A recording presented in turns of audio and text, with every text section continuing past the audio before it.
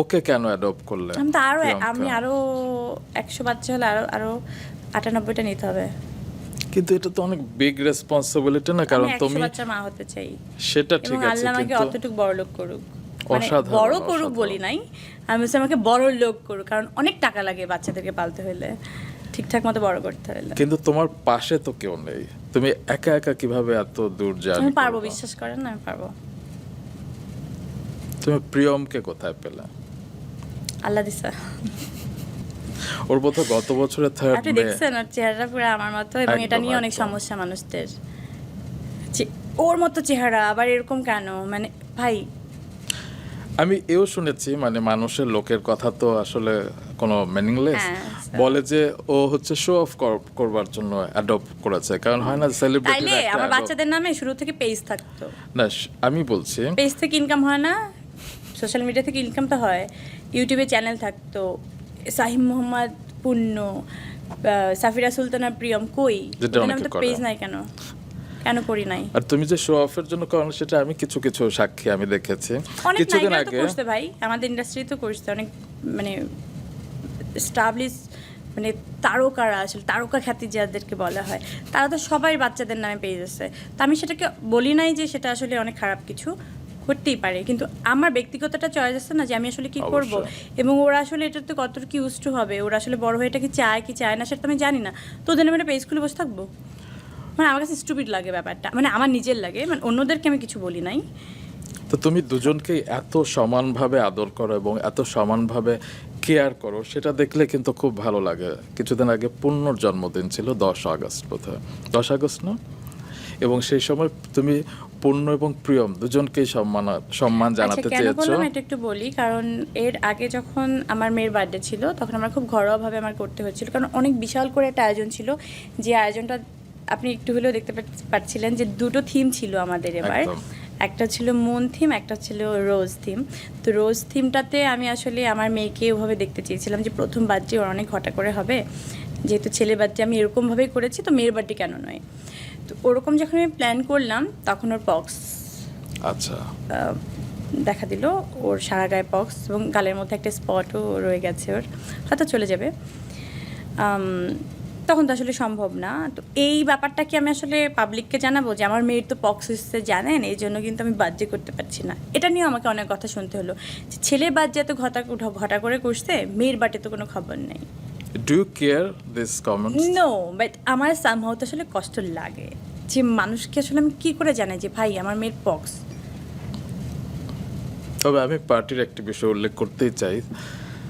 সবাই এলো, তুমি এলে, পূর্ণ সেও এলো, জানি করলেন জানি না। কিন্তু হঠাৎ করে তুমি অস্থির হয়ে গেলে কারণ প্রিয়ম কাঁদছে, এবং হ্যাঁ, তুমি প্রিয়ম- সবাইকে বললে সবাই একটু বসেন, আমার মেয়েটা কাঁদছে, আমার মেয়েটাকে একটু ঠান্ডা করে আসি এবং মেয়েটাকে একটু খাইয়ে আসি। তুমি মেয়েকে নিয়ে ছুটে চললে ওপরে। এই যে ভালোবাসাটা, এটা কিন্তু আমাদেরকে স্পর্শ করেছে। না, আসলে বাবু তো দুইটা, একটা বড় বাবু, একটা ছোট বাবু, বললে মানে সব কনফিউজ হয়ে যায়। তো মেয়ে কখনোই হচ্ছে এত ক্রাউড দেখেনি, ও মানুষের মধ্যে যে ইউজ টু না, অনেক আননোন মানুষ দেখে ইউজ টু না, ও না ক্র্যাঙ্কি হয়েছিল শুরু থেকে। তো আমি দুদিন আগে যখন ফ্লোরে কাজ চলছিল, দুদিন আগেই কিন্তু ওকে নিয়ে বের হওয়া শুরু করলাম, তাও মানে হয় না, হঠাৎ করে আপনি কাউকে ইউজ টু করতে পারবেন না, তারপরও যতটুকু পারা যায় আমি ট্রাই করছিলাম, যে ওই একটা সময় একটা মেমোরিজ তো ধরে রাখি, যে তুই বাবা বড় হয়ে তো দেখতে পারবি। অবশ্যই, এবং এত ভালো লেগেছে ওদেরকে দেখে। তবে যখন পাবলিকরা লিখে ওর জন্যই দত্তক মেয়ে, হ্যাঁ। হ্যাঁ, সেটা নিয়েও তুমি একটা পোস্ট দিয়েছিলে। মানে কথার আগে আমার মেয়ে বলার আগে বলে দত্তক মেয়ে, মানে ওনাদের কি সমস্যা আমি জানি না। এটা হয়তো আমরা অনেকে ইনসেন্সিবল, সেই কারণে হয়তো আমরা একটু মানুষকে সহমর্মী হিসেবে দেখি না, আমরা যা মন চায় আমরা ফেসবুকে লিখে দেই, সেটারই একটা ব্যাড ইফেক্ট। অনেক উইয়ার্ড বিষয়টা। একটা প্রশ্ন মনে মনে বারবার ঘুরপাক খায়, মানে এই সোসাইটিতে একজন মা, স্পেশালি একজন নায়িকা, এতগুলো সন্তান, তুমি বললে 100 সন্তানের মা হতে চাও, বাবা ছাড়া কি সেটা সম্ভব এই সোসাইটিতে? হ্যাঁ, সম্ভব, আরামসে সম্ভব। ফিনান্সিয়াল জায়গায় ওইটা বললাম না, ওইটা অনেক টাফ, এই জন্যই তো বললাম যে আমি অনেক অনেক টাকার মালিক হতে চাই। সেটার জন্য কিছু করছো? মানে আমাদের এই শোবিজে এতদিন তো করিনি, ধরেন এখন থেকে করছি। আগে আসলে অনেক কিছু ভেবে চিন্তে কোনো কিছু হুটহাট করে ধুম করে খরচ করে ফেলতাম, বা কোনো সেভিংস আমার জীবনে ছিল না। এখন আমি প্রত্যেক মাসে একটা সেভিংস করি, যেটা আমি জানি না যে এটা আসলে কিসের জন্য লাগবে, বাট একটা মাসে একটা সেভিংস আমি করি, যেটা আমার জীবনে কোনোদিনও ছিল না, মানে আমার ভাবনাতেও ছিল না যে আসলে সেভিংস বলতে কিছু আসলে জীবনে দরকার আছে। মহৎ, মানে পরিমণি এখন সেভিংসে গিয়েছে, সেটিও আমাকে এখন বিশ্বাস করতে হবে। মানে খুব ভালো লাগলো শুনে পরিমণি। এবং আমার হয়তো এখন আমার জীবনে 2 টাকা আছে ধরেন, তো এই 2 টাকার মালিক আমার বাচ্চারা, কিন্তু 18 বছর হওয়ার আগে থেকে। তো বাংলাদেশের আইন একটু কেমন জানি, একটু কি জানি একটা সমস্যা আছে, আমি জানি না, মানে আমার বুঝতে সমস্যা হয়, বাট ওই আইনের সমস্যা কিনা আমি জানি না, বাট আমার বুঝতে অনেক সমস্যা হয়, ইজি না ব্যাপারটা। আচ্ছা, আমরা একটু আইন টাইনের প্রসঙ্গে একটু আসি। হ্যাঁ, জেলখানার দিনগুলোতে একটু আসি। জেলখানা থেকে বেরিয়ে, মানে 27 দিন জেলে থেকে তুমি যখন বের হলে, এখানে একটা লেখা ছিল, কি যেন? Don't love me beach. কেন লিখেছিল? তো আমি কি করবো, ওই শব্দ ছাড়া, ওই লাইন ছাড়া আমার জীবনে কিছু ছিলই না, তো আর ওটা ছাড়া কি লিখবো? কার উদ্দেশ্যে লিখেছিলে? লাভ কেন? লাভই তো ভাই, তোরা কারা? মানে যারা আমার জীবনে ছিল তাদেরকে আমি কাউকে চোখে দেখতে পাচ্ছিলাম না। আচ্ছা, আই লাভ ইউ, এটা কি দেখা যায়? এটা আপনার ফিল করতে হবে। কিভাবে ফিল করবেন? আপনি এফোর্টটা তো দিতে হবে ভাই, তুমি কি করতেছো এটা থেকেই তো বোঝা যাবে যে আসলে তুমি আমাকে কেয়ারটা করো। ওই কেয়ারটা দেখতে হবে যে তুমি আমাকে কেমনে ভালোবাসো। গায়েবি বলে দিলাম, শোনো আই লাভ ইউ, শেষ, দায়িত্ব শেষ। এই আই লাভ ইউর মধ্যে যেগুলো পড়ে সেগুলোকে করো। তো আমি দেখতে পাচ্ছিলাম না যখন বলে আই লাভ ইউ, মানে হ্যাঁ, মা বলেন, বোন বলেন, ভাই বলেন, এই সেই বলেন, তো মানে আমার ফ্যামিলিকে বলি নাই, ধরেন এরকম অনেকে আছে না যে ইন্ডাস্ট্রিতে অবশ্যই। বন্ধু বলেন আই লাভ ইউ, বন্ধু তাদেরকে আই লাভ দুধের ইউ, বোন মাছি আই লাভ বলা ইউ, হয়। মা। তো এই টাইপের লোকজনকে তখন আমি দেখি নাই যে আসলে ভালোবাসাটা আসলে দেখা যায়।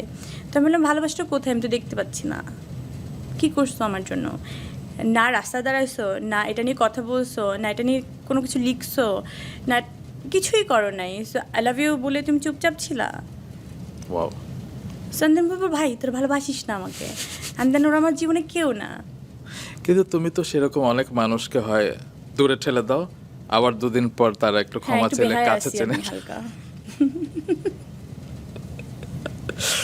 মানে এটা কিন্তু একটা হেডিং হয়ে নিজেকে যাবে যে বেহায়া। নিজেকে বেহায়া বললেন পরিমণি, ভিডিও সহ দেখুন। সত্যি হয় কি, মানুষ যতক্ষণ আমার সামনে না আসে ততক্ষণ আমি রাগটা মানে ধরে রাখতে পারি। যখন আমার সামনে এসে ওই চেহারাটা দেখার পর আমার মনে হয় ও আমার জীবনে অনেক বড় ক্ষতি করে ফেলছে। এরকম হয়েছে একটা, যারা যেমন মামলা টামলা নিয়ে, তো উনি মানে সামহাও অনেক রকমভাবে বসাতে চায় না যে চলো বসি, চলো সমাধান করি।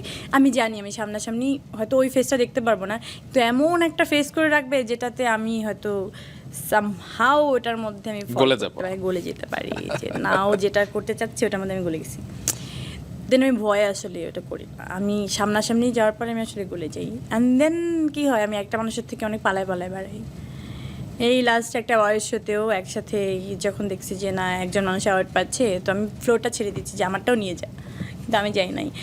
আমি অথরিটিকে যারা মানে যারা আসলে ছিল পুরো ব্যাপারটার মধ্যে, তাদেরকে সরিও বলেছি যে আমি আসলে যেতে পারিনি বিকজ অফ দ্য রিজন। আমার কাছে এই ব্যক্তিগত এই ব্যাপারটা অনেক বেশি ইম্পর্ট্যান্ট, প্রফেশনাল দিক থেকেও। এই কথাগুলো তুমি কখনো বলো না, আমি আর জানতে চাই যে আপনার সাথে কথা বলতে অনেক আরাম লাগতেছে, মন খুলে বলতেছি। আমি কিন্তু জানি না কে কে দেখতেছে, কে কে দেখবে, কে দেখবে না। আমি মনে হচ্ছে আপনার সাথেই কথা বলছি। আমরা আড্ডা দিচ্ছি। আচ্ছা পরিমাণে রিমান্ডে কি হয়েছিল তোমার সাথে? রিমান্ড একটা ফালতু জিনিস। রিমান্ডের জিনিসপত্র সব ভাঙা চূড়ায়, হ্যান ত্যান, মানুষকে ভয় দেখানোর জন্য বড় বড় করে ছবি লাগানো হয়, যেগুলো হচ্ছে মানে আমি বলছি যেগুলো চেঞ্জ করতে, এগুলো দেখে কেউ ভয় পাবে না, মানে উইয়ার্ড। হয়তো ওরা যদি কেউ মানে, কিন্তু ডিপার্টমেন্ট যদি ভাগ করতে চান তাহলে বলবো যে সিআইডি আসলে অনেক বেশি ইন্টেলিজেন্ট, তারা আসলে জেনে বুঝে শুনে ঠিকঠাক মতো কথা বলে।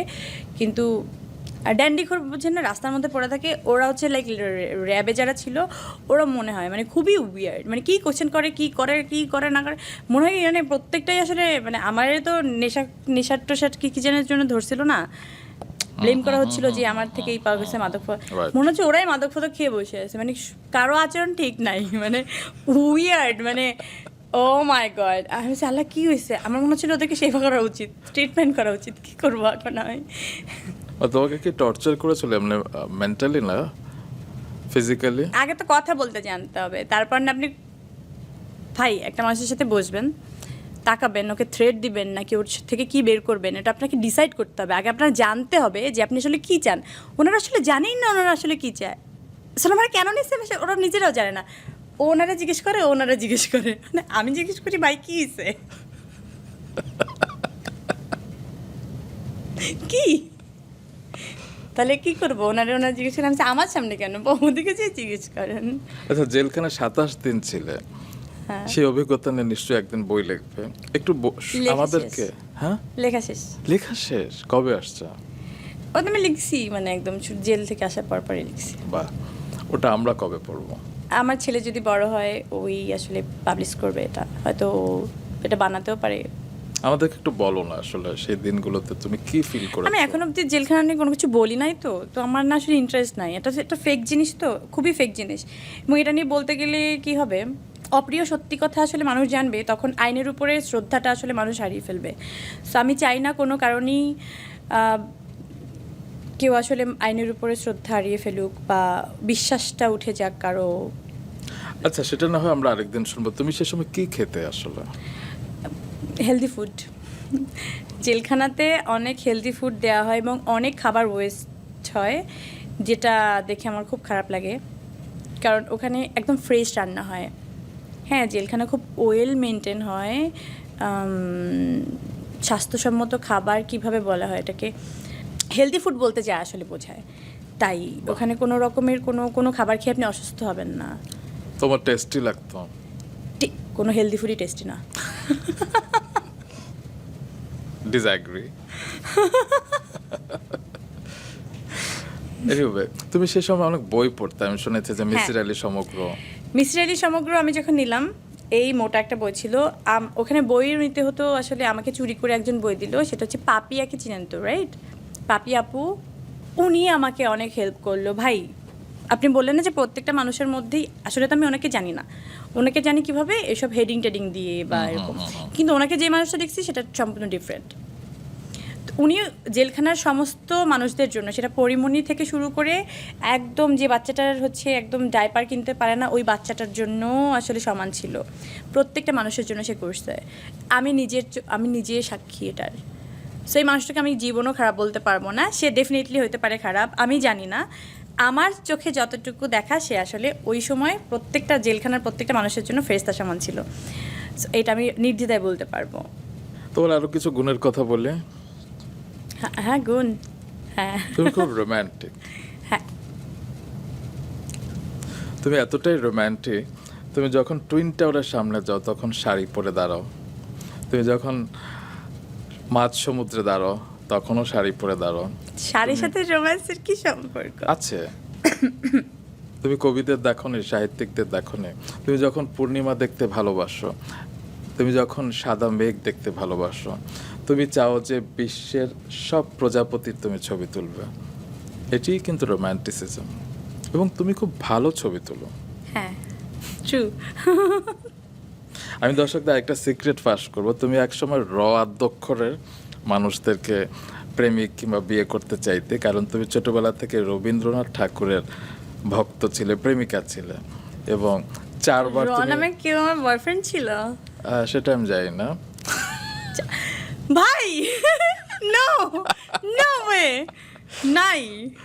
রবীন্দ্রনাথ ঠাকুর তো ছিল, হ্যাঁ। এখনো আছেন, এবং তুমি 4 বার শেষের কবিতা পড়েছিলে ছোটবেলা থেকে। তো তোমার হাতে আমি প্রায় সঞ্চয়িতা দেখি, তোমার বাসায় একটা দেয়াল আছে সেখানে রবীন্দ্রনাথ আছে, একদম পুরো এবং- সমগ্র আছে। এবং তুমি সঙ্গীত শিল্পী না হয়েও তোমার বাসায় গিটার আছে, সেখানে টুংটাং হয়। এত রোমান্টিসিজম তোমার ভিতরে, সেটা কিন্তু অনেকে জানে না। তোমার আরেকটা গুণ আছে, সেটা হচ্ছে তুমি খুব ভালো রান্না করতে পারো, এবং আমি তোমার রান্না টেস্ট করবার সুযোগ পেয়েছি, সেটা গরুর মাংস হোক, সেটা কফি হোক, এবং তুমি যখন নানার চলে যাবার পর একটি পায়েস করেছিলে মিলাদের দিন, অসাধারণ অসাধারণ। তুমি কিন্তু এটা নিয়ে বিজনেস করতে পারো। আমার একজন কেস পার্টনার আছে, ওনার নাম হচ্ছে কি দীপু। পার্টনার? মানে আমরা একসাথে জেলে গেছিলাম। তো দীপু আমাকে মাঝে মাঝে বলি, দীপু খুব ভালো রান্না করে, Yeah. ও শিখছে আসলে রান্না প্রফেশনালি। তো আমি বললাম যে চলো একটা রেস্টুরেন্ট দিই। তো আমার এটাও মাথায় আছে যে দিতে পারো somehow- কিন্তু। হ্যাঁ দিতে পারি, একটু ফ্রি হই। যখন অবসরে যাব তখন আমার মনে হয়। আচ্ছা, তুমি এত ভালো নাচো, তুমি কি নাচ শিখেছিলে কারো কাছে? আমি নাচতে পারি না, আমি একা একা নাচতে পারি খুব।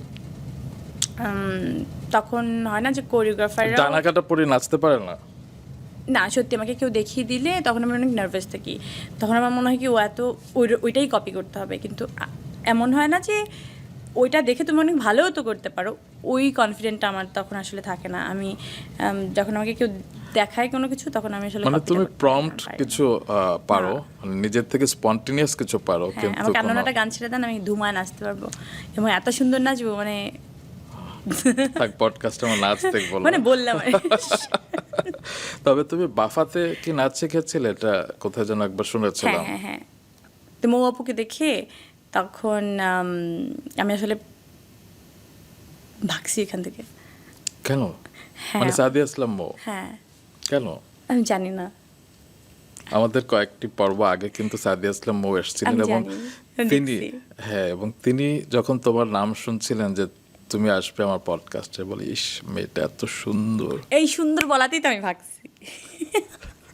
কেন? আমি জানি না, উনি উনি যখন বলছিল যে তুমি এত আমি আমি না মনে হয় যে ওনার কথাগুলো আমার কান থেকে ঢুকছিল আর আমি ওনাকে দেখছিলাম। তার মানে ছোটো ছিলাম তো, মানে বয়সে না পিচি।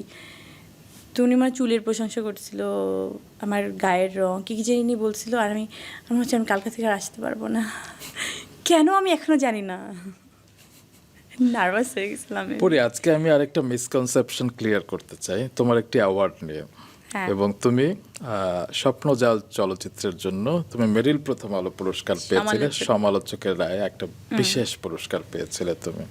এবং সেই পুরস্কারটিকে অনেকেই এখনো ধারণা করে তুমি সে সময় একটু কান্নাকাটি করেছিলে। হ্যাঁ, কান্না করতে করতে স্টেজে উঠছিলাম। কান্নাকাটি করতে করতে স্টেজে উঠেছিলে। তো হ্যাঁ, অনেকে, সবাই বলে যে আমি অ্যাওয়ার্ডটা পাই নাই বলে কাঁদছিলাম। কারণ তার আগে বেস্ট ফিল্ম দিল, বেস্ট ডিরেক্টর দিল, বেস্ট অ্যাক্ট্রেস দিল, বেস্ট অ্যাক্টর দিল, বেস্ট অ্যাক্ট্রেসে তোমার মনোনয়ন হচ্ছিল, তুমি পাওনি। সবাই ভেবেছে, তারপর তুমি কান্না করেছো, তারপর তোমার হাতে অ্যাওয়ার্ড দিয়েছে। কিন্তু তোমার যে ক্রেজ, তুমি ফেসবুকে ছবিটা দিতেও পারো, সেই ক্রেজটে লেখা মেরিল প্রথম আলো সমালোচক পুরস্কার বিশেষ পুরস্কার। তুমি যদি কান্নাকাটি করো উইদিন 2 মিনিটস কি ক্রেজটে হ্যাঁ, এটা লেখা লেখা সম্ভব? হয়ে গেছে। কিন্তু সেই সময় অনেকেই আমরা দেখেছি যে তুমি রাগ করে বিহাইন্ড দ্য সিন চলে গিয়েছিলে, একদম গ্রিন রুমে চলে গিয়েছিলে, সেখানে তারপর কি কি যেন হলো। হ্যাঁ, এবং আমার তারপর মানে এই স্টেজ তো, স্টেজের পেছনে একটুখানি জায়গা, তারপরে হচ্ছে ব্যাক স্টেজ আর কি, যেটা Right. সবাই সব আর্টিস্টরা থাকে, টেবিল থাকে, চেয়ার Ready থাকে, করে, হ্যাঁ। মিরর থাকে। তো ওইখানে আমার ব্রেকআপ হচ্ছিল, চিল্লাচিল্লি, কান্নাকাটি, ঝগড়াঝাটি, এর মধ্যে নামানাম চামচ। এখন আমি যাবো কি করে, আমি কানবো নাকি অ্যাওয়ার্ড রিসিভ করবো? আমি আরও চিল্লাছি, তখন আরও চিল্লাচিল্লি করতেছি। এরপরে মাঝখানে একজন কে আসলো, ওর সাথে আমার ঝগড়া হচ্ছিল। আমার মনে হচ্ছে সেটা হচ্ছে মামুন ভাই, প্রথম আলো মামুন শফিক ভাই। আল মামুন। হ্যাঁ, ওনার সাথে আমার ফাইট মাঝখানে। ফাইট মানে হচ্ছে মারামারি না আর কি। উনিও কথা বলতেছে, এই চুপ কর, তো এভাবে যাইতে হবে, কাজল ল্যাপটাচ্ছে। তোর কি কাজল ল্যাপটাচ্ছে? দিচ্ছিল, হ্যাঁ তোর কিছু বলবো না, তুই এরকমই, মানে আজ না দুনিয়ার আবল তাবল হচ্ছিল। তারপর ছোটো মানুষই কেন করছিলাম জানি না, সামা হয় না ইমোশনালি কখন আপনি ধুম করে ব্রেক খান, এবং সেটা কখন যে আমি ব্রেকটা করলাম, একটু পরে আমার নাম অ্যানাউন্স হচ্ছে।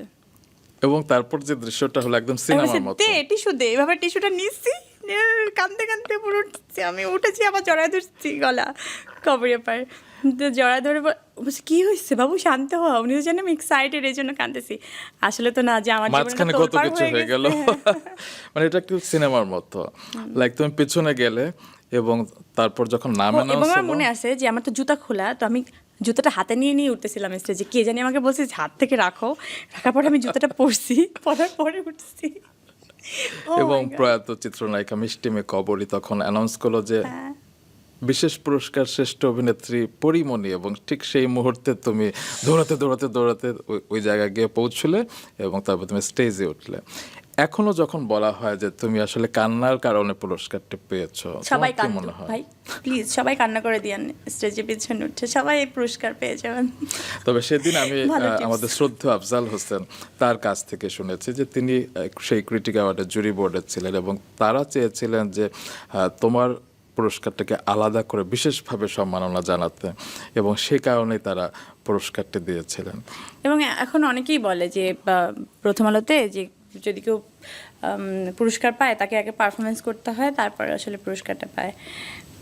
লাস্ট শাকিব খানের ব্যাপারেও এইসব কথা যখন উঠছিল তখন আমার মনে হয় আচ্ছা শাকিব খানকেও তো ছাড়ে নাই, তো ওই সময় আমি কত ডিপ্রেস হয়ে গেছিলাম বুঝতে পারছিলেন। তখন আমি একটা পারফরমেন্স করলাম যে IMA গাইড, আমার জন্য নতুন করে গানটা বানানো হলো কবির বকুল, জি।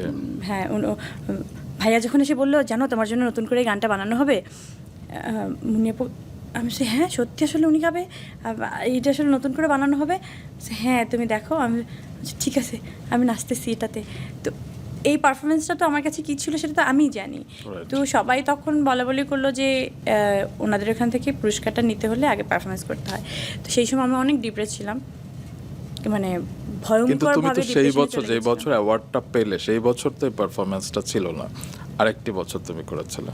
না বাট এটার সাথে তো এত গুলিয়ে টুলিয়ে ফেলে মানুষ আমাকে এটা আচ্ছা, আচ্ছা। তখন তো আমার বয়সই ছিল না যে কিন্তু এসব এই count ধারণাটা করার। খুবই ভুল, তুমিও এখন জানো যে পারফরমেন্স করলেই অ্যাওয়ার্ড পাওয়া যায়। ভুল তো ছিলাম তখন, মানে ধরেন একটু যখন ম্যাচিউর হলাম তখন তো বুঝতে পারলাম, কিন্তু তারপরে কি হলো কেউ তো আমাকে বুঝিয়ে দেয়নি ব্যাপারটা। এরপরে যখন শাকিব খানের ব্যাপারটা ঘটলো রিসেন্টলি, তখন সেম রিউমার আবার হলো যে না ওখানে নেচে গিয়ে স্টেজে উঠে তারপরে নিতে হয়। তো আমি ভাবলাম ভাই যারা আসলে বলার তারা শাকিব খানকে নিয়েও বলবে, ওই নিউকামার পরিমণিকে নিয়েও বলবে, অবশ্যই, তো যারা আসলে বলার কাজ তারা বলবেই, কিন্তু যারা আসলে দেখানোর কাজ তারা দেখাবেন, তুমি দেখে যাও। একদম, এবং তুমি দেখিয়ে যাবে। আমি তোমার আরেক প্রেমিক নিয়ে কথা বলি, সবাই বলে শেখ সাদি তোমার বয়ফ্রেন্ড। আমার ছোট ভাই। হোয়াট? হ্যাঁ মানে শেখ সাদি বয়ফ্রেন্ড, এটা তো শয়লাভ নিউজ ইউটিউব। ও ছোট ভাইয়ের মতো আমার। আচ্ছা, মানে ছোট ভাইয়ের প্রতি যে ধরনের প্রেম থাকা হচ্ছে। হ্যাঁ। আচ্ছা, তো তোমার এই মুহূর্তে কি তুমি সিঙ্গেল? না। Okay. You are in a relationship with, জানি না, নামটা কবে বলবে? শুনেন আমি যদি সিঙ্গেল বলি কেউ বিশ্বাস করবে না। না, কেন করবে না? আমি নিজেই বিশ্বাস করি না। আমার সামহাও সারাক্ষণ আমার প্রেম প্রেম ফিল হয় এবং ওটা থাকা ভালো। ফিল হয় আর সম্পর্ক গড়া তো দুটো আলাদা। ফিল হওয়ার পর একটা স্যার আমি একটা সম্পর্ক জিনিস হয়। বলেছি সম্পর্কের শেষ কি, আমি সম্পর্কের সবসময় শেষটা থেকে শুরু করতাম, মনে হতো যে না চলো বিয়ে করি, চলো সেটেল ডাউন হই, চলো এই শিখে আনতাম। আসলে প্রেম আর সম্পর্ক সেটেল ডাউন করা এক জিনিস না। সো আমি প্রেম ছাড়া জীবনেও বাঁচি না, বাঁচতেও পারবো না, আবার প্রেম ছাড়া তো মরেও যাইতেছি না। একদম। So, আমি কিন্তু প্রেম ছাড়া আছি কিন্তু কেউ বুঝতেছো না। হ্যাঁ প্রেম ছাড়া আছো তুমি, না বললা তোমার ভিতরে প্রেম প্রেম সব সময় হয়। মানে আর ওই তুমি মানুষটা সম্পর্ক ছাড়া মানুষটা আছো। আসলে নাই, কি আর কার সাথে প্রেম করি ওইটা নাই, গায়েবী। আচ্ছা, আরেকটা প্রশ্নের উত্তর দাও যেটা সবাই জিজ্ঞেস করে, তুমি মোট কতবার বিয়ে করেছো? একবার। একবার, শরীফুল রাজকে। বাহ, আর বাকিগুলোর কথা কেন আমরা শুনি? জানি না, ওর মনে হয় সৎস্বামী, যাদের সাথে ডিভোর্সটা দেখা যায় নাই। কিছুদিন আগে একজন মারা গেল ইসমাইল বলে, তোমার হ্যাঁ। বোধহয় দুঃসম্পর্কের হ্যাঁ, চাচাতো ভাই। তিনি কি তোমার স্বামী ছিলেন? হ্যাঁ সৎস্বামী ছিল। ওয়ার ইজ সৎ স্বামী? জানি না, একটু ক্যালকুলেশন করেন। আর তুমি কতবার বিয়ে করতে চাও? তুমি বললো ভবিষ্যতের কথা। আমার না আসলে 12টা বিয়ে করার, 12টা? হ্যাঁ 1 ডজন বিয়ে করবো, এটা আমি ছোটোবেলা থেকে মজা করে বলতাম, এটা যে আসলে রিউমারটা আসলে এভাবে হয়ে যাবে এস্টাবলিশ, এটা আমি বুঝি নাই, তাহলে আমি কোনোদিনও বলতাম না। ট্রু। কিন্তু আমি দেখেছি যে একজন নায়ক, তুমি বললে একবারই কাবির নামে সাইন করেছো এবং সেটা একজন নায়ক, এছাড়া কোনো নায়কের সাথে তোমার প্রেম হয় না। ইভেন তুমি না। আমাদের মেগাস্টার শাকিব খানের সাথে 2টো সিনেমা করেছো, কিন্তু তার সাথেও আমি কখনো তোমার প্রেমের গুঞ্জন শুনিনি। মানে নায়কদের সাথে তোমার কি অ্যালার্জি? হ্যাঁ সব নায়করা আমাকে নায়ক ভাবে, তাহলে প্রেমটা হবে কিভাবে? তোমাকে নায়ক ভাবে? হ্যাঁ নায়ক বলতে কোন, ইন হোয়াট টার্মস? নায়ক মানে হচ্ছে, মানে তুমি অনেক পুতু পুতু না? হ্যাঁ। মানে সোজা বাংলা বলে মানে দিলাম। হ্যালো হাই এই ব্যাপারটা নাই আর কি। সো ওরা তো এরকম ব্যাপারে থাকতে চায়, আমি একদম নিউ কামার ছিলাম না তুমি তখন কি তো- করো নায়কদের সাথে? আমি কিছুই করি না, আমি আমার মতো থাকি, এটার প্যারা। আচ্ছা, সিয়ামের সাথে তোমার গুঞ্জন হলো কেন? এবং সেটা নিয়ে অনেক লেখালেখি আমি হলো। জানি না, বাট বিশ্বাস করেন এই একটা মাত্র মানুষের সাথে মনে হয় আমার সব থেকে একটা কোজি রিলেশনশিপ আছে না, একদম, ওইটাকে বলা হয় মানে এবং খুব রেসপেক্টফুল রিলেশন। ওইটাই মানে নট ফ্রেন্ডশিপ মানে এই বন্ধু হেই হ্যালো হেই কেমন আছো সেটা বাড়ি, না। ওই টাইপের না, মানে স্যাবলামি টাইপের না। হ্যাঁ, কিন্তু সারাক্ষণ যে ফোনে কথা হয় আই কেমন আছে ওরকমও না, কিন্তু দেখা হলে তোমাদের দুজনের চোখে আমি শ্রদ্ধার একটা ব্যাপার দেখেছি। একদমই। মানে এই ব্যাপারটার মধ্যে কি হয় যে ওনার শাশুড়ি, তারপর হচ্ছে ওর বউ, ওনারা হচ্ছে মনে হয় কি ওগুলো একটা সিয়ামের পার্ট, একদম। ওটা সিয়াম। হ্যাঁ মানে সবগুলোকে মনে হয় যে এইটাই সব মিলিয়ে একটা সিয়াম, সেটাই, সিয়াম আপন আলাদা করে করতে নিতে পারি না চায় না। আমি। হুম, হুম, তো এই ব্যাপারটাকে ওন করা খুব সহজ একদম না। মোটেও না। তো এই জায়গাটা নিয়ে যখন কেউ কথা বলে তো কতটুকু আসলে লেম হলে কথাগুলো বলে, মানে আপনি বুঝতেছেন এবং কে বলছে আপনি তো জানেন, তো নামটা হ্যাঁ, না হ্যাঁ, বললাম। অবশ্যই অবশ্যই সে নামটা না যাই। তবে হয় না যে আমরা যে নায়ককে নিয়ে শুনেছি, এবং সেই নায়কের কথা কিন্তু আমি তোমার মাথায় ঢুকিয়েছিলাম প্রথম, শরীফুল রাজ। হ্যাঁ তুমি একটা সিনেমায় সাইন করেছিলে এবং সেটা অনেকদিন ঝুলেছিল। তারপর সেটা যখন রিভাইভ হবে তুমি আমাকে বলেছিলে ভাইয়া স্ক্রিপ্টটাকে একটু দেখে দিবেন। আমি বলেছি যে আচ্ছা এই নায়কটা চেঞ্জ করা যায় না, কারণ এখন তো যুগ পাল্টেছে। তুমি যখন সাইন করেছিলে তখন হয়তো এই নায়কের একটা ডিমান্ড ছিল, কিংবা কিন্তু এখন কি আরেক নায়ক হতে পারে না? তুমি বলেছিলে কে? আমি তখন বলেছিলাম শরীফুল রাজ। তুমি বলেছিলে ওকে কেমন, মানে কাজ করে ভালো? আমি বললো হ্যাঁ, তুমি এই ছবিটি দেখো না, সেই ছবিটি দেখো না। নরেটরের কথা আপনি বলছিলেন তো। তখন আমি তোমাকে সাজেস্ট করলাম। এক বছর 2 বছর পরে দেখলাম তোমাদের রিলেশন, হ্যাঁ হুট করে বিয়ে, এবং বিয়ের খবরটি আমরা পেলাম যখন তুমি কনসিভ করেছিলে করলাম, সেই বিষয়টি। তোমার কি মনে হয় যে বিয়েটা ভুল ছিল? না, আমার জীবন কিছুই ভুল না, সব কিছু একটা অভিজ্ঞতা। আমার মনে হয় তুমি এই কারণে ভুল বলছো না, কারণ তোমার সাথে এখন পূর্ণ আছে। না না, ও না থাকলেও বল, তাহলে অন্য এক্সের নিয়ে কেন বলি না। আমরা কিন্তু শুনি সব থেকে আফসোস কি জানেন, ধরেন আমার সাথে কোনো এক্সের ওই মোমেন্টটা আসে নাই যেটা কিনা অনেক ধরেন গালাগালি পর্যায়ে চলে যায়, যে গালিটা আসলে আপনার চরিত্রের উপরে যাবে, খুব ভেতরে যেয়ে লাগবে এবং আত্মসম্মানে লাগবে, একটা করে গালি থাকে না এরকম করে, একদম। সেটা হতে পারে 2 অথবা কোনো গালি না। হুম হুম হুম। হ্যাঁ ব্যক্তিত্বে একটা আঘাত। হ্যাঁ, তো ওই রকম আমার সাথে কোনো এক্সেরই আসলে ওই পর্যায়ে যায় নাই। যখন আমার মনে হয়েছে না, বা ওই পক্ষটারও মনে হয়েছে না এটা আসলে আগাবে না, তো আমরা দুজনেই খুব টাফ ছিল, ডেফিনেট এটা কঠিন। তুমি কি হয়তো সংসারটা ধরে রাখতে চেয়েছিলে? পরে বলি। তো দুই পক্ষ যখন আমরা বসলাম যে না আসলে এটা আগানো যাবে না, একটা রেসপেক্টফুল জায়গায় রেখে কিন্তু আমরা ব্রেকআপটা করি। কেন? হয়তো কোথাও দেখা হবে, হয়তো কোথাও দেখা হবে না, কিন্তু কখনো কোথাও ওই নামটা উঠলে এমন একটা কথা আসলে ধুম করে ফ্রেন্ড সার্কেলের মধ্যে থেকে উঠে চলে যাব এরকম না, যেন সহনশীল একটা জায়গায় থাকে। এই রেসপেক্টটা আসলে সবার কাছ থেকে আমি পেয়েছি এবং সবাইকে আমি দিয়েছিও। যার থেকে সব থেকে বেশি রেসপেক্টটা পাওয়ার কথা, মানে যেই এক্সের কাছ থেকে, যেই প্রাক্তনের কাছ থেকে, তার কাছ থেকে আমি সব থেকে বেশি অপমানিত হয়েছি। এবং তোমার সেটা- হাজব্যান্ড, এক্স হাজব্যান্ড। হ্যাঁ, আপনারা তো সেটা সবার চোখের সামনেই হলো, কিন্তু সেটা তো হওয়ার কথা ছিল না। এটা তো আমরা অনেক শুনি সুন্দর করেই এখন হতে পারতো, তিনি- বিচ্ছেদ তো অনেক সুন্দরও হতে পারতো, রেসপেক্টফুল হতে পারতো, সেটা কেন হয়নি? আমরা শুনি যে এখন তিনি বাচ্চার রেগুলার খোঁজ খবর নেন, ভরণ পোষণ দেন। তুমি বলো। হ্যালো হ্যালো শোনা যাচ্ছে না? আমি তো শুনতে পাইনি কোথাও। তুমি বলো স্ট্যাটাসটাকে। না, উনি আসলে মনে হয় ভুলে গেছেন যে ওনার আসলে বাচ্চা আছে। আমি শিওর উনি ভুলে গেছেন। অনেকেও বলে যে তুমি যোগাযোগ করতে দাও না। শুনেন, এসব কমপ্লেন আসলে বড় হয়ে আমার বাচ্চা ডিসাইড করবে আসলে কোন কমপ্লেনটা আসলে ও নিবে, কোনটা নিবে না, এবং কোনটা আসলে ওর জন্য ধোয়াশে এবং ধোঁয়াশার মধ্যে আছে এবং ওটা ক্লিয়ার। আমি ওর প্রত্যেকটা কথা, ধরেন একটা পাবলিক একটা কথা বললো, সেটাও কিন্তু আমি অনেক ক্লিয়ার করে ওর জন্য রেখে গেছি। যদি আমি আজকেও মরে যাই, ও কিন্তু আজকের থেকে এই অবধি যেগুলো কথা হয়েছে সবগুলো কিন্তু প্রমাণ ও একদম সরাসরি পেয়ে যাবে। আমি ওভাবে ওর কাছে রেখে গেছি। আমার কাজই এটা এখন জীবনের। বললাম না, মাদারহুডে আমি কোনোভাবে ফেল করতে চাই না, Wow. আমি করবও না। তো ও আমাকে কোনোদিন আঙুল তুলে কথা বলতে পারবে না, আমার বাচ্চা। সেটা হচ্ছে, হ্যাঁ, এমন না যে ওর বাবাকে অনেক ডিসরেসপেক্ট করে কথা বলবে বা ওইভাবে আমি ওকে মানে স্পেসটাও দেবে না তুমি। বড় করতেছি বা ওইভাবে আমি কানের মধ্যে ওইভাবে নো, আমি একদমই এসব কথা কিছু বলিই না।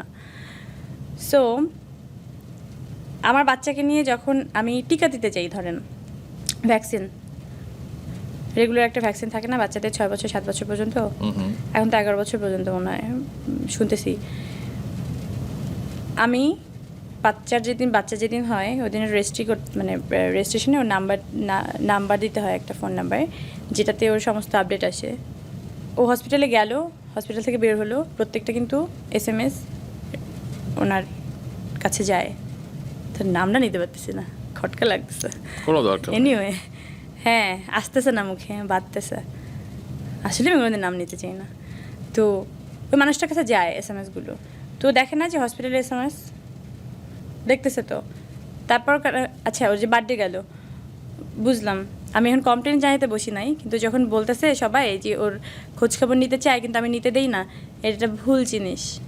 উনি না হলে নিতে পারতেছে না, নানা কারণে কী হয়েছে না হয়েছে, উনি ভুলে গেছে, যেটা আমি মনে করতেছি। সেটা তো আপনারা জানেন না কেন ভুলে গেছে, কেন এই কথা বলতেছি, এগুলো তো আমি ক্লিয়ার করবো না এখানে, যে উনি আসলে ভুলে যায়।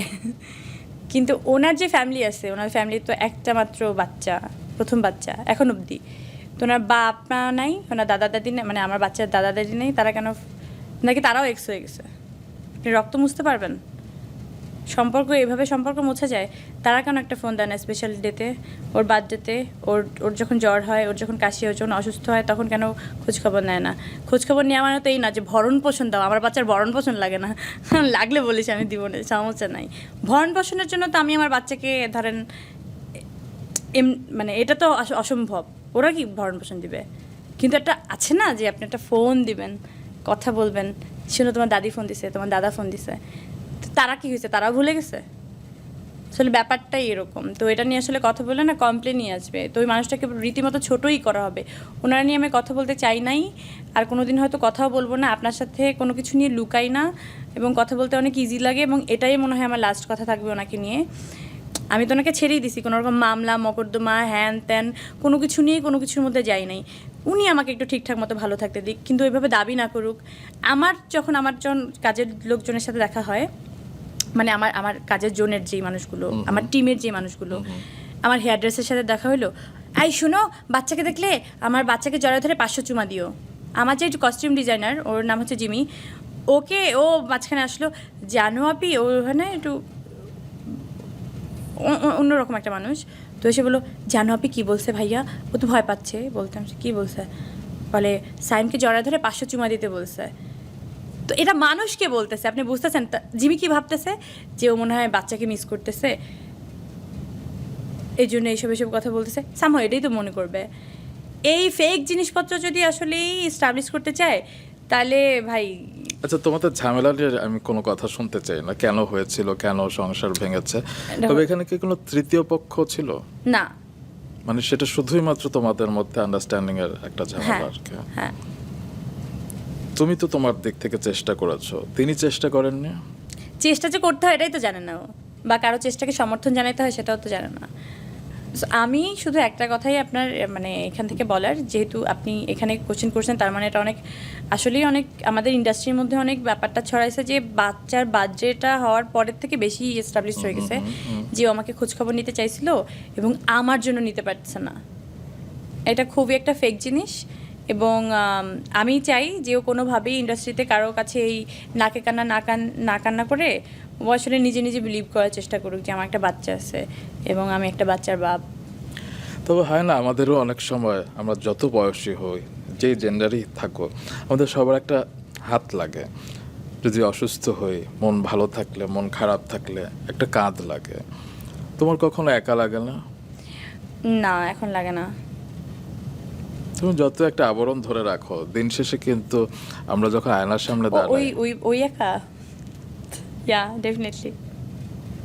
তুমি নিজে নিজে কখনো আউটবার্স করো, একদম ইমোশনালি তুমি ভেঙে পড়েছো এরকম, তখন তুমি নিজেকে সামলে নাও কিভাবে? আমি আসলে ওই যে বললাম না, নিজে নিজে ডিসাইড করতে হয় আমি কতক্ষণ কাঁদবো। কারণ আমি যখন বাথরুমে কান্না করি, কেউ তো আসলে আমার পাশ মানে আমার বেডরুম থেকে এসে কান পেতে শুনবে না যে আমি কান্না করছি, Right. এবং একটা সময় নক করবে যে এই বের হও। সো আমি নিজেকে নিজে নক করি, কতক্ষণ কানবা, বের হও। So, yeah. আমি একটু তোমার বাবা মার প্রসঙ্গে আসি। তুমি যাদেরকে ঠিকঠাকভাবে দেখোই নাই, কারণ তোমার বোধ হবার আগেই তারা চলে গেছেন। তোমার বয়স যখন 3, তখন তোমার বাবা, যিনি পুলিশ কনস্টেবল ছিলেন, মনিরুল ইসলাম, এবং তার তখন ঢাকায় পোস্টিং হয়। যায় না, আমি বাবার সম্পর্কে খোঁচাই নাই কখনো, আমার ইন্টারেস্ট জাগে না, এবং আমার না যে আমার মনে হয় আমার বাচ্চারা এরকম হবে, ও জানবে না কিছু, ও বলবেই না কিছু, যেটা আপনার জীবনে নাই অস্তিত্ব বা ওই ব্যাপারটা আপনি ফিল করেন না, তো আপনি কেন জানতে চাবেন? তো আমার কোনো ইন্টারেস্ট জাগে নাই, কারণ ওটা ইম্পর্টেন্ট আমার কোনো সাবজেক্ট মনে হতো না। না, এরকম না যে আমি বাবাকে অনেক হেট করি বা ওই সম্পর্কে আমি আমাকে কেউ কিছু লুকায় রাখছে, ওরকম না। বাট আমি এত আদর পাইছি আমার নানার থেকে, আমার নানির থেকে। বাবা মাটা হচ্ছে আমার নানা এবং নানি, এর বাইরে অন্য কিছু আমি চিন্তা করতে পারতাম না। এর বাইরে মনে হবে যে শোনো না, বাবার নামে কেউ আছে, শোনো না বা মা নামে কেউ আছে, ওই সম্পর্কে একটু বলো। সো ওইটুক বাচ্চা আসলে ওই সময় থেকে এমনভাবে আমি বড় হয়েছি যে ওইটা বিষয়টা মাথায় ঢুকতে দেয় নাই কেউ আমাকে, এত আহ্লাদে এত আদরে আমি আসলে বড় হয়েছি। তুমি যে কিছুদিন আগে মাইলস্টোনের ঘটনায় তুমি প্যানিক অ্যাটাক হয়েছিল আগুনের কারণে, হ্যাঁ, আমার আমি মা শুনেছি। আগুনে পড়ে মারা গেছে। তুমি সেটা শুনেছো? আমি দেখছি, আমার মনে আছে। তোমার বয়স কত ছিল? 3 বছর। মা আগুনে পড়ে মারা গেছে? হ্যাঁ, মনে আছে। আর তোমার বাবাকে নাকি সব তো মনে কুপিয়ে, নেই, একটু একটু মনে আছে। বাবাকে কি কুপিয়ে হত্যা করা হয়েছিল এরকম? আমি জানি না, জখম ছিল। হ্যাঁ, যাই হোক, তুমি যেটা বলছিলে তোমার নানা নানি ছিল তোমার বাবা মার মতো, এবং তুমি নানার জন্য কি করেছো সেটা তো পুরো বাংলাদেশ দেখেছে সবসময়, এবং তোমার প্রত্যেকটি জন্মদিনে তিনি থাকতেন মধ্যমণি হয়ে। এই জন্য তার জন্মদিন হয় না আমার। আমি কেক কাটতে পারি না ওনাকে ছাড়া। এবং তুমি আমাকে একটা কথা বলছিলে, তোমার জন্মদিন 24 অক্টোবর, অক্টোবর। এবং তিনি মারা গেছেন হচ্ছে 24 নভেম্বর 2023। 24 তারিখে গেল বলেন। এবং সেই কারণে তোমার জন্য 24 তারিখটা আর হ্যাঁ। কখনো আনন্দের হবে না, কারণ তোমার নানা তিনি শতবর্ষী ছিলেন, এবং শামসুল হক গাজী তিনি তোমাদের সেখানকার স্কুলে প্রধান শিক্ষক ছিলেন। আমি দেখেছি তুমি কত নানা অন্তপ্রাণ, এবং তুমি একবার স্ফুলিঙ্গর একটা প্রেস মিট ছিল এবং একটা অভিজাত ক্লাবে সেটি হচ্ছিল, তুমি ডায়াসে বসা, হঠাৎ করে তুমি খবর পেলে যে নানা একটু অসুস্থ, তুমি সব কিছু ছেড়ে ছুড়ে আমি একটু আসছে বাসায় চলে গেলে, কারণ নানা অসুস্থ। নানাকে ঠিকঠাকভাবে শুইয়ে নানা টেক কেয়ার করে তারপর আবার তুমি ফিরে এসেছিলে। এই গল্পগুলো কিন্তু কেউ জানে না। দেখেন, আমি বারবার কিন্তু আসতে পারবো, আমার নানা যে চলে গেল, তো ওনার কাছে কি আমি যেতে পারবো? পারবো না। তো এই যে বলে যে তুমি, অন্যরা সবাই তো অনেক কাজ করে, বাচ্চা ছোট থাকলে তুমি কেন কাজ করতে পারতেছো না? দেখেন, এই যে এখন আমি এত ঘন্টা ধরে এখানে বসে আছি বা এতক্ষণ ধরে বসে আছি, আমার বাচ্চার এই সময় আমি এখন আমাকে ওইভাবে দরকার নাই, ও ব্রেস্টফিডটা করে না বা ওই তাড়াটা নাই। ওই হ্যাঁ, মাকে তো লাগেই, মাকে তো সারা জীবনই লাগবে, মাকে মা ছাড়া তো আসলে ওই ব্যাপারটা তো আলাদা। কিন্তু এখন যে ওয়েতে লাগে, সেই ওয়েতে তো আসলে 2-4-5 বছর পরে ওইভাবে লাগবে না, ডে বাই ডে ওইটা আসলে কমে আসবে। ও আসলে নিজেই অনেক কিছু করতে পারবে। এখন যেমন পটে চেঞ্জ করতে হলে আমাকেই লাগে, বা অন্য কেউ ওইটাতে আসলে আমি ওকে ইউজ টু করাই নাই। সো ও অন্য কারোর সাথে ইউজ টু না। তো তখন কি হচ্ছে, ওই ব্যাপারটা তো ওই 2-3 বছর কাজ না করলে আমি তো ওকে আমি ফুল টাইমটা দিতে পারছি। আমার যেই মনের যে শান্তিটা, এই শান্তির ভাগ তো আসলে অন্য কেউ নিতে পারবে না। অন্য তো সবাই কী করতেছে না করতেছে ওইটা আমি দেখে কী করবো বলেন? অন্য কেউ তো হয়তো ওভাবে, আমি জানি না, আমি আমার মাদারহুডটাকে অনেক এনজয় করতে চাইছি পুরাপুরি। এবং করছো তুমি, সেটি কিন্তু আমাদের সবাইকে খুব ভালো লাগায়, দেখতে খুব ভালো লাগে যে পরিমাণে। এখন আমি যখন মেকআপ করি, বাবু এসে একটা মেকআপের প্রোডাক্ট ধরবে না, আমি কোনটার পরে কোনটা নিব কিন্তু জানে, কোন ব্রাশটা পরে কোন ব্রাশটা নিব, ও আমার এটা আগে দেয়। How intelligent. হ্যাঁ, দেওয়ার পরে বলে আম্মু মেকআপ ডান। হ্যাঁ, কেমন লাগে বলো? বলে ভালো। আমি মাঝে মাঝে তো টিপ পরে বলি না, টিপটা কেমন? তো কখনো কখনো আজকে যেমন বলেন, বাবু টিপ নাই? ভাবছে না বাবা শাড়ি পরিনি, আজকে টিপ নেই। ও ও এমন করে ও বললো যে আসলে বুঝছে কিছু একটা, কিছু বুঝে নাই, কিন্তু মনে হচ্ছে বুঝছে। আমি একটু নানার প্রসঙ্গে থাকতে চাই। নানার যখন চলে গেলেন, তুমি বরিশালে গিয়েছিলে মৃত্যুবার্ষিকীতে, এবং তুমি এত এত এত মানুষের খাবার একাই রান্না করলে। 2500। 2500 মানুষের খাবার চিত্রনায়িকা পরিমণি রান্না করেছে। কি কি রান্না করেছিলে? সব তো আসলে আমি রান্না করি নাই, আমি গরুর মাংস মশলা দিয়ে দিলাম। আচ্ছা, বা আমি পুরোটা দেখছিলাম, দেখভাল করার দায়িত্ব আমার ছিল।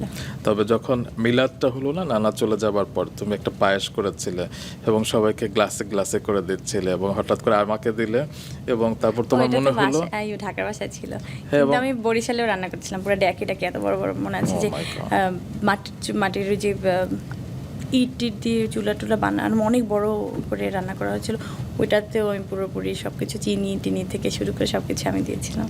অসাধারণ, এবং সেই টেস্ট কিন্তু এখন আমার মুখে লেগে আছে। আবেগ দিয়ে কিছু করলে আসলে সব কিছুই ভালো হয়, এবং ওখানে যারা ছিল সবাই খুব তৃপ্তি ভরে সেটা খেয়েছে এবং নানার জন্য দোয়া করেছে। তুমি যখন নানার সামনে গিয়ে এখন দাঁড়াও, কি কথা বলো? কিছু না, জিজ্ঞেস করি কেমন আছো, এবং অনেক অভিমান হয়, যা যা করতাম তাই তাই করি। আমার মনে হয় না সে আমার সাথে নাই, আমার মনে হয় সে আমার সাথে আছে। তারপর মিস করো না তার একটা স্পর্শ কিংবা তার কোনো কথা, সে কোনো হয়তো কথা বলছে না? আমি তাকে ভুলতেই পারি না, তাকে মিস কেমনি করবো, মানে তাকে ভুলতে হবে, আর তাকে ভুলতে পারি না এক সেকেন্ডের জন্য। আর মনে আছে আমি প্রথম ডাক্তার কাছে গেছি, তার একটু ভুলতে চাই, এর জন্য কোনো মেডিসিন আছে? আমার আমার আসলে নানুভের ব্যাপারটা অনেক, হ্যাঁ অনেক সুন্দর আমার জন্য, কিন্তু অনেক পেইনফুলও।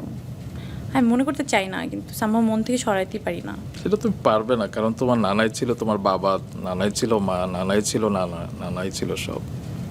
এবং তিনি last ছিলেন তোমার কিছুদিন হলো আমি কিছুটা জানি। বাচ্চার মতো, তুমি এত টেক কেয়ার করতে, যতবার হসপিটালে ছিল তুমি প্যানিক হয়ে সারাক্ষণ হসপিটালে থাকতে। এবং হ্যাঁ, আমার মনে আছে একদিকে বাবু ছোট, আমার এত বড় একটা ধকল গেল আমার জীবন থেকে আফটার ডিভোর্স। দু রুমে দুজন, একটা একটা দুইটাই কেউ হাঁটতে পারে না তখন।